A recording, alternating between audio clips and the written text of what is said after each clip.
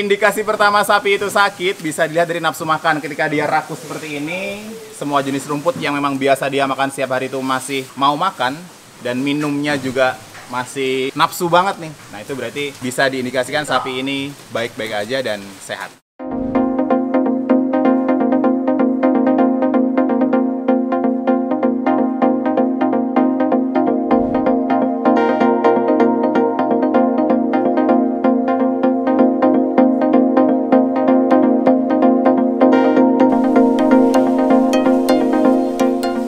Secara umum, sapi yang terjangkit oleh PMK itu bagian kepala, bagian kaki, dan full organ dalam itu butuh perlakuan khusus karena pada bagian-bagian itu bisa memberikan penularan ke populasi-populasi yang lain.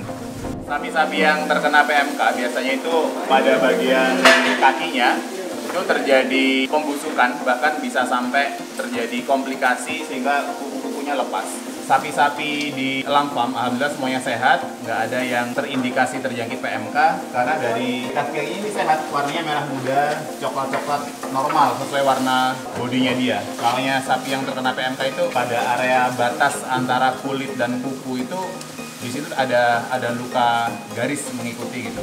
PMK itu menyerang pada area mulut dan kaki. Kalau yang terjadi di area mulut tuh pembusukan sampai terjadi erosi. Jadi kalau di manusia seperti sariawan, cuman itu lebih parah daripada sariawan karena lokasi pembusukannya benar-benar di area mulut.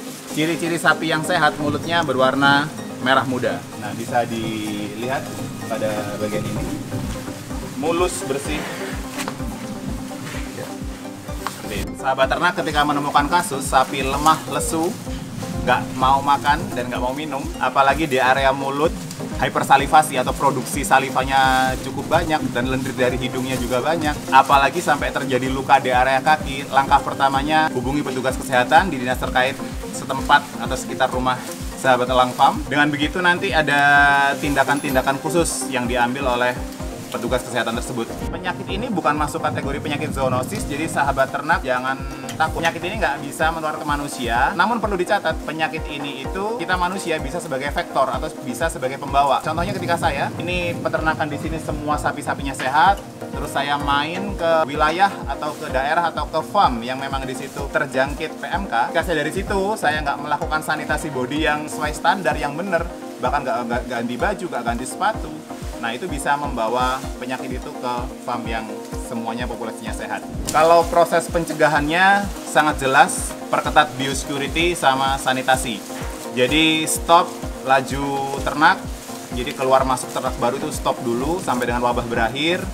Karena proses penularannya sangat cepat, hanya dengan droplet itu bisa menular ke antar populasi. Selain itu, beberapa hal yang bisa membawa atau menjadi media penular itu juga dari urin, dari feses, dari darah, bahkan potongan luka kecil, kaki yang luka kepotong kecil itu bisa membawa virus. Karena virus ini memang benar-benar dilihat dari komponennya, itu bukan virus yang berlapis dengan lemak, sehingga virus ini cenderung sangat sulit untuk dibasmi hanya dengan sekedar kita menggunakan desinfektan yang umum ada di masyarakat, yaitu yang memang khusus untuk virus-virus yang lapisannya lemak.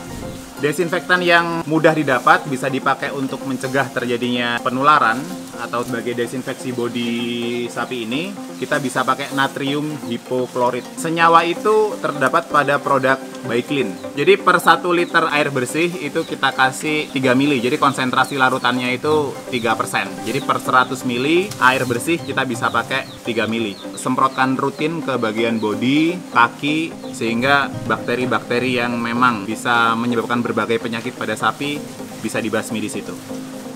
Jadi kita manusia sebagai vektor tetap harus hati-hati.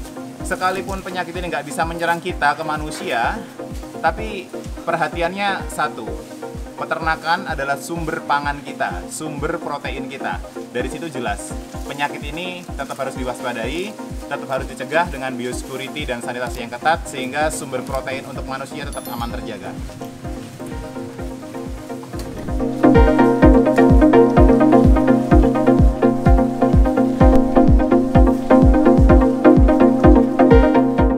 Like, comment, share, and subscribe.